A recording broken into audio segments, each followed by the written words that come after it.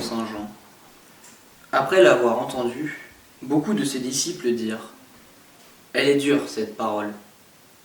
Qui peut l'écouter » Mais, sachant en lui-même que ses disciples murmuraient, à ce propos, Jésus leur dit : « Cela vous scandalise ? Et, quand vous verrez le Fils de l'homme monter là où il était auparavant, c'est l'Esprit qui vivifie. La chair ne sert à rien. Les paroles que je vous ai dites sont esprit et elles sont vie. Mais il en est parmi vous qui ne croient pas. » Jésus savait en effet, dès le commencement, qui étaient ceux qui ne croyaient pas et qui était celui qui le livrerait.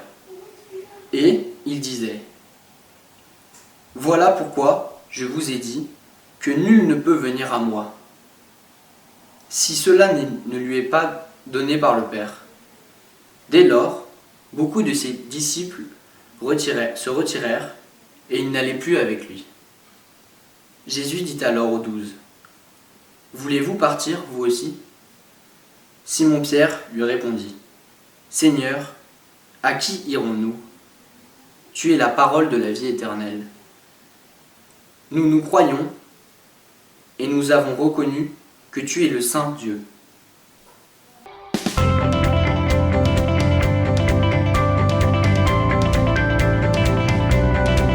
Merci Eloane pour ta lecture.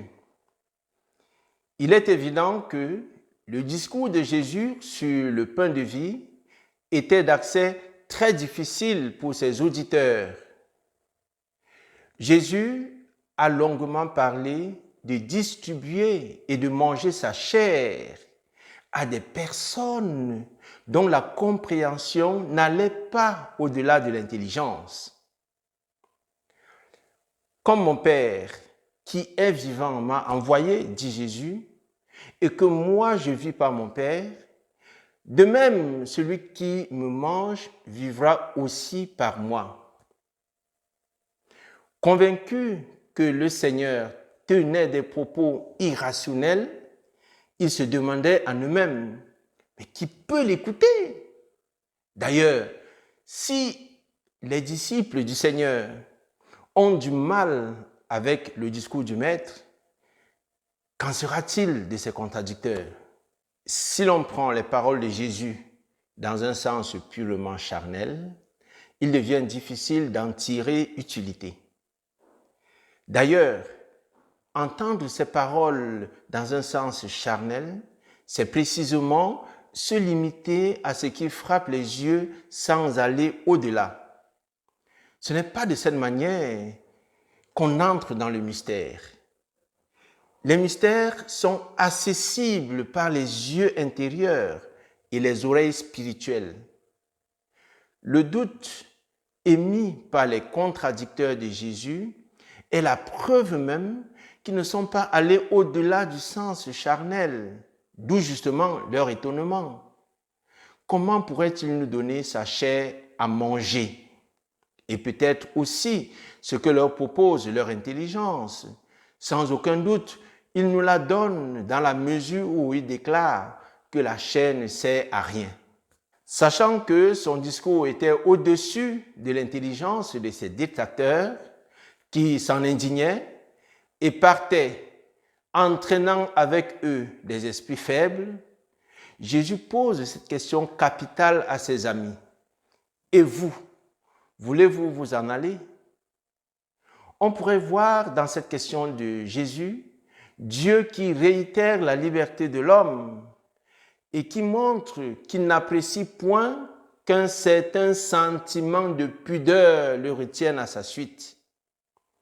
On voit l'homme se donner quelquefois une importance, comme si Dieu avait vraiment besoin de lui. En fait, Dieu n'a pas besoin de nous.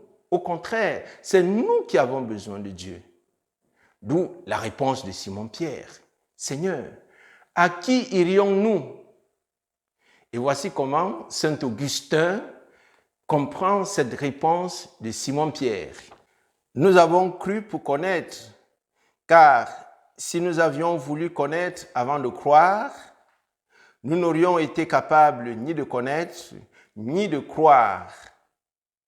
nous avons cru et nous avons connu que tu es le Christ, Fils du Dieu vivant, c'est-à-dire que tu es la vie éternelle et que c'est toi-même que tu nous donnes dans ta chair et ton sang.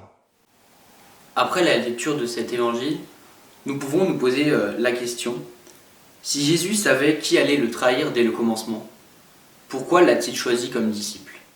Merci Eloane pour ta question. Jésus savait bien dès le départ que parmi ses disciples, certains ne croiraient pas vraiment en lui et que quelqu'un le trahirait, ou si vous voulez, le livrerait.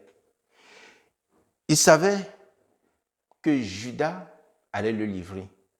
Mais le fond de la question est de savoir pourquoi, malgré le fait que Jésus savait que Judas le trahirait, il a bien voulu le garder au sein des apôtres.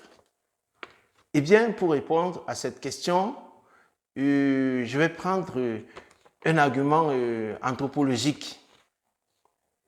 Savez-vous pourquoi l'homme se lie d'amitié avec l'homme?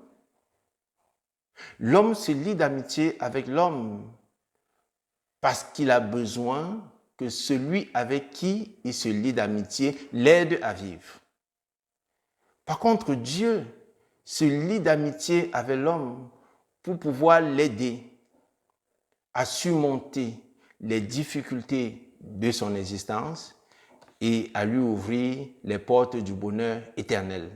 C'est la raison pour laquelle, à mon avis, Dieu a daigné laisser Judas au sein du collège des apôtres. Merci, bonne journée et à demain, 10h30 pour la messe à Saint-Augustin.